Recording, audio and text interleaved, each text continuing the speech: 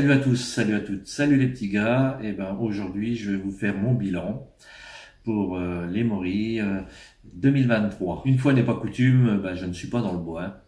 Voilà, parce qu'il y a tellement de tiques, choses comme ça qui prolifèrent. Si je me mets assis sur un tronc, vous pouvez être sûr que les tiques m'attaquent tout de suite. Donc là, je suis chez moi tranquillement. Et on va parler de ce qui s'est passé depuis février jusqu'à maintenant au niveau des morilles. Ce fut une année mitigée. Hein. C'est de plus en plus difficile de trouver des morilles ici en Lorraine. Alors je vais parler simplement de la Lorraine, car je peux pas analyser toute la France, hein, c'est pas pareil partout. Il y a des endroits où la morille a bien poussé et il y a des endroits où elle a moins bien poussé. Donc je vais parler de ce que j'ai moi constaté ici en Lorraine. Donc plus les années passent, moins on trouve de morilles ici en Lorraine. Il y a plusieurs causes à ça. Il y a forcément le climat qui est de plus en plus dirigé vers les sécheresses et canicules. Il y a l'autre facteur qui suit évidemment les sécheresses, c'est nos arbres qui souffrent, hein, qui meurent pour la plupart. Il y a forcément au moment de la pousse des morilles, il faut tous les ingrédients, la pluie et un peu de chaleur, car la morille n'aime pas les fortes chaleurs. Pourtant, tout avait bien commencé pour 2023. Le climat était pas mal, on va dire. C'était beaucoup de pluie, que ça faisait longtemps qu'on n'avait pas vu ça. Hein. On a eu, à partir de mi-février, de la pluie très souvent. Mars, ça a continué niveau pluie. Hein. Parce que contrairement à ce qu'on pense, la morille a besoin d'eau, hein, surtout sur les sols calcaires, car le calcaire, il y a très peu de terre au-dessus, hein, c'est quelques centimètres, donc ça sèche très vite. Donc il faut de la pluie, pas du déluge, hein, mais de la pluie très très souvent, et ça on en a eu. Par contre, ce qui a manqué pendant la période de grande pousse de la morille, qui est à partir de mi-avril à peu près, ce qui a manqué, c'est la chaleur, surtout la nuit, où malheureusement, on a eu des températures négatives des fois, et pas plus de 5-6 degrés, ce qui n'est pas suffisant. Surtout que la journée, on restait entre 15 et 18. Donc c'était pas génial. Je crois que dans le mois d'avril, on n'a pas dépassé les 20 degrés l'après-midi. Pratiquement pas une seule fois, sauf peut-être vers le 26-27 avril où il y a eu un petit peu une petite chaleur comme ça. Et là, elles ont réellement poussé. Et la nuit, on était entre 8 et 10 degrés. Donc voilà, il y a eu la pousse. Ce que je craignais le plus, c'était une grande pousse d'un coup quand il y a le moment favorable, et puis après plus rien. Tout s'est effondré au fur et à mesure, et vers le 8 mai, en pleine je précise, ça s'est réellement calmé, il n'y en avait plus qu'une par-ci par-là. Autre facteur qui a malheureusement empêcher une belle pousse de morille cette année, c'est aussi pendant l'hiver, il faut, au moment où le mycélium a besoin de force pour s'épandre un peu, il faut de l'eau pendant l'hiver, et pendant l'hiver 2022-2023, on a eu très peu d'eau, du moins pas assez, ce qui fait que le mycélium s'est pas vraiment propagé, et du coup au printemps, même si tout est favorable, ça ne suffit pas. Et le troisième facteur, pour moi le plus important, vraiment le plus important et le plus grave, c'est malheureusement ce fléau, le scolite, qui entraîne avec lui, donc c'est un insecte, hein, qui entraîne avec lui toutes sortes de maladies. comme la graphiose. Donc la graphiose ici en Lorraine est apparue sur l'orme dans les années 20, 1920. Et il y a eu un deuxième pic en 1970, où là, ça a été l'hécatombe, parce qu'il était plus virulent. Donc c'est ce champignon qui s'appelle Ophiostoma ulmi, voilà, qui a ravagé tous nos ormes dans les années 70. Là, ça a été une hécatombe, et on n'en voit plus, pratiquement plus. Et quand l'orme a disparu, bah, c'est le frêne qui a pris le relais. Et le frêne, lui, est attaqué depuis les années 2000 par la calarose, aussi transmis par le scolite. Donc, merci l'insecte. La calarose, alors ça s'appelle le Callara fraxima. Le Callara fraxima. Donc c'est un champignon, lui, qui vient de Pologne, Lituanie.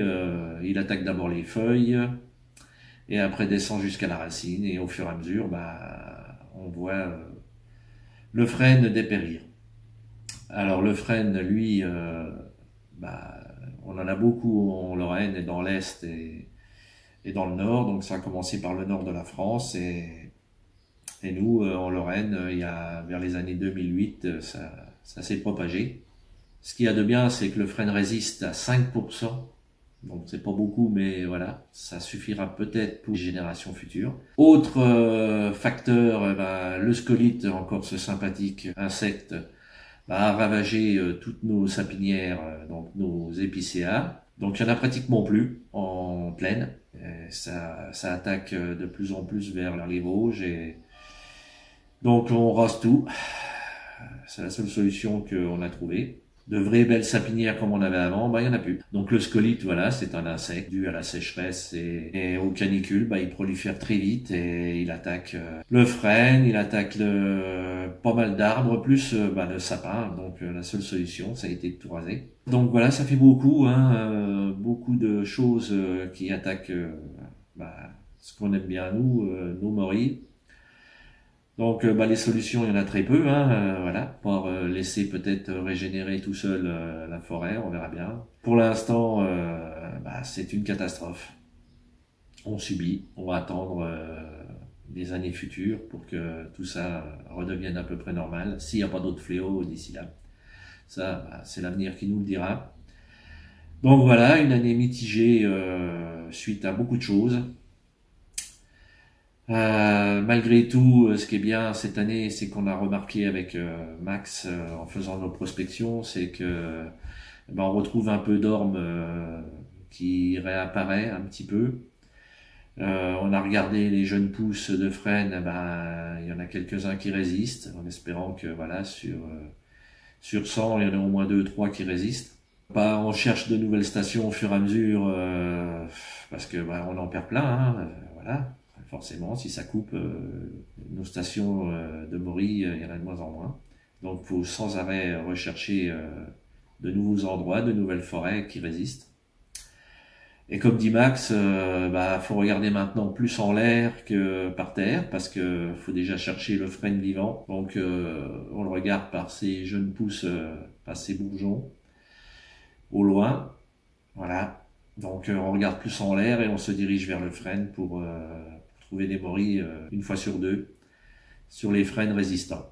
J'ai remarqué que finalement c'est les jeunes pousses qui donnent le plus par rapport aux vieux arbres. Là c'est bien, on a eu de la pluie, on en a encore, là on est le 21 mai, on en a encore de la pluie, donc nos forêts sont vertes, nos prairies sont vertes en Lorraine, donc c'est bien. Les nappes phréatiques se sont remplies, donc ça aussi c'est bien. Sinon c'est une année à force de chercher, on en a trouvé quand même. Un bon chercheur de champignons, faut persévérer, vous le savez très bien. Donc en persévérant, on trouve. Jamais se décourager quand on va au bois. C'est pas parce qu'il y en a pas dans tel bois qu'il y en a pas dans l'autre. Le principal pour un chercheur de champignons, c'est de chercher. C'est pas forcément remplir le panier. Voilà, c'est de chercher, de trouver, de s'émerveiller devant les champignons qu'on voit. Et voilà, de faire de petites cueillettes sympathiques entre nous, entre amis. C'est le soir, on vient, on a une fricassée, c'est bien. Pas forcément avoir une tonne dans les bocaux ou dans les réserves. Moi, le principal, c'est la recherche. L'émerveillement quand on est dans les bois, quand on est entouré d'enfants qui découvrent les champignons, quand on est entouré d'amis, hein, comme le groupe Je peux pas, j'ai champignons, comme tous mes amis, voilà. Ces moments de partage et d'amitié. Donc, une année mitigée pour les Moris, mais une année quand même où on a fait quelques belles petites momos. On a trouvé de nouvelles stations, c'est déjà pas mal. Sur ce, je vous souhaite à tous une bonne année mycologique, parce que ça démarre. Hein. Après les Moris, il y a les girolles. Après les girolles, il y a les cèpes. Et après les cèpes, on passe un petit peu l'été et on retrouve nos champignons d'automne, qui sont trompettes, pieds de mouton, cèpes, encore des girolles bien sûr, les chanterelles, les oranges, n'oublions pas, et le Sparacis crépus. Alors cette année, on va avec Max essayer d'en trouver de plus en plus, et on s'est donné comme mission avec Max de rechercher ce champignon qui est merveilleux, surnommé la Maurie d'automne. Et sur Champiforest, Max, qui est l'administrateur, va nous faire de belles vidéos sur un peu tout ce qui a un rapport avec la forêt. Et il y a aussi Eve qui va nous faire l'amitié de nous envoyer quelques vidéos aussi de ses recherches. Donc ça continue et j'espère que ces deux chaînes vous feront plaisir, vous donneront l'envie d'aller au bois. Parce que c'est ça le principal, et de regarder autour de vous la nature, d'apprécier ce qu'elle nous donne, et puis de retrouver tous ces bons moments entre amis.